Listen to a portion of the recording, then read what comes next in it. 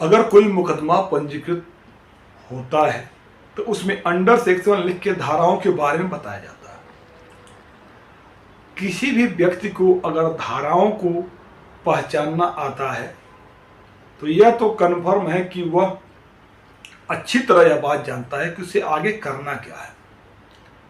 इसीलिए धाराओं को पहचानना आवश्यक होता है। आज की इस वीडियो में एक्सीडेंट के केस में कौन कौन सी धाराएं लगती हैं और उसको हम कैसे पहचान सकते हैं, इसके बारे में बताने जा रहा हूँ। एक्सीडेंट के जो नए कानून लागू हुए हैं उसमें एक्सीडेंट की जो धाराएं हैं वह 4 धाराएं हैं। एक धारा हो गई 281 BNS, 125 की A और B BNS और 106 BNS की। आज की इस वीडियो में सिर्फ और सिर्फ 281 और 125 की उपधारा A और B के बारे में बात करूंगा। 281 क्या है, प्रैक्टिकली रूप से समझने का प्रयास करते हैं। कोई व्हीकल है, लापरवाही पूर्वक या खतरनाक तरीके से चलाई जा रही है और उसके द्वारा किसी प्रॉपर्टी को डैमेज कर दिया जाता है। एक्सीडेंट के द्वारा टक्कर मार दी जाती है जिससे कोई प्रॉपर्टी डैमेज हो गई। अब प्रॉपर्टी डैमेज से मेरा मतलब क्या है? मतलब यह है कि कोई गाड़ी है, कहीं किनारे खड़ी है पार्किंग में, अब उसको जाके टक्कर मार दी, डिवाइडर को टक्कर मार दिया या किसी बिजली के खंभे को टक्कर मार दिया या कोई बैरिकेड रखी है उसको टक्कर मार दिया। यह एक संभावना भी है कि अगल बगल उसके अगर आदमी खड़ा होता तो संभवतः उसकी जान उस टक्कर की वजह से, इंजरी की वजह से जा सकती थी। तो प्रॉपर्टी का डैमेज हुआ उसमें, तो जो भी अथॉरिटी है, जिसके भी अंडर वो अथॉरिटी आती है, जैसे गाड़ी जिसके कंट्रोल में है, वह शिकायत देगा थाने पे और मुकदमा पंजीकृत होगा उसमें 281 BNS के तहत। कारण क्या है? क्योंकि किसी भी पर्सन को उसमें इंजरी नहीं आई है, प्रॉपर्टी का डैमेज हुआ है। तो ऐसे केस में 281 BNS के तहत मुकदमा पंजीकृत होगा। जिनके भी केस में 281 BNS के तहत मुकदमा पंजीकृत होता है उसमें ये सब चीजें होती हैं। कभी कभी ऐसा भी देखा जाता है कि सिर्फ खतरनाक तरीके से गाड़ी चलाने या लापरवाही पूर्वक गाड़ी चलाने पे बेशक कोई प्रॉपर्टी का डैमेज ना हो, उस पे भी पुलिस 281 BNS के तहत मुकदमा पंजीकृत करा देती है। लेकिन ऐसे केस को साबित करना थोड़ा सा मुश्किल होता है, इसीलिए रेयर केस में ऐसी चीजें देखने को मिलती है।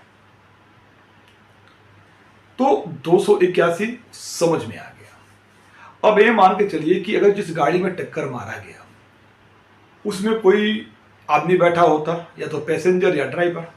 अब टक्कर की वजह से उस आदमी को भी चोट लग जाती है। अब चोट लगती तो उस आदमी का MLC होता, मेडिकल होता, और मेडिकल में डॉक्टर की एक ओपिनियन आती कि जो चोट लगी है वो चोट का नेचर कैसा है। अगर डॉक्टर की ओपिनियन आती है कि जो चोट का नेचर वो सिंपल है, उस केस में 125 की उपधारा A उसके साथ ऐड हो जाती है। किसके साथ? 281 BNS के साथ। यानी कि 281 के साथ साथ 125 की उपधारा A भी उसमें ऐड हो जाती है। लेकिन अगर डॉक्टर साहब की ओपिनियन होती कि जो चोट लगी है वो सिंपल नहीं है, वह ग्रेवियस है, गंभीर चोट आई है, उस केस में 281 के साथ साथ 125 की उपधारा B उसमें ऐड हो जाती है। दोनों धाराएं साथ नहीं लग सकती। 125 की A और B साथ नहीं, या तो A लगेगी या B लगेगी। और यह लगेगी कब? डॉक्टर साहब के ओपिनियन जिनके द्वारा MLC किया गया है, मेडिकल किया गया है। यानी MLC के डॉक्यूमेंट पे यह डिपेंड करता है कि 125 की A लगनी है या 125 की B लगनी है। पुलिस के चाहने से धारा नहीं ऐड हो सकती, न बन सकती है न घट सकती है। अब बात कर लेते हैं कि क्या क्या इसमें इनका नेचर क्या होता है। इन धाराओं का, ये तीनों धाराएं अवेलेबल होती हैं, अरेस्ट नहीं हो सकती, इसमें थाने से ही बेल मिल जाएगी। सजा क्या क्या है? सजा की बात करें तो 281 BNS की जो सजा है 6 महीने तक की सजा है या 1000 रुपये तक का जुर्माना है या दोनों हो सकता है। 125 ए की बात करते हैं, 6 महीने तक की सजा है या 5000 रुपये तक का जुर्माना है या दोनों हो सकता है। 125 की बी उपधारा बी के बारे में बात करते हैं। इसमें सजा जो है वो 3 साल तक की हो सकती है या जुर्माना जो है 10,000 रुपये तक हो सकता है या दोनों हो सकता है। तो उम्मीद करता हूं कि आखिरकार क्यों मुकदमा जो पंजीकृत होता है उसमें 281 और 125 ए BNS लिखा होता है या 281 125 बी BNS लिखा होता है, ये आपको समझ में आ गया होगा। अगर आपके कोई सुझाव हैं, कोई सलाह है, मुझे कमेंट बॉक्स में बताइए।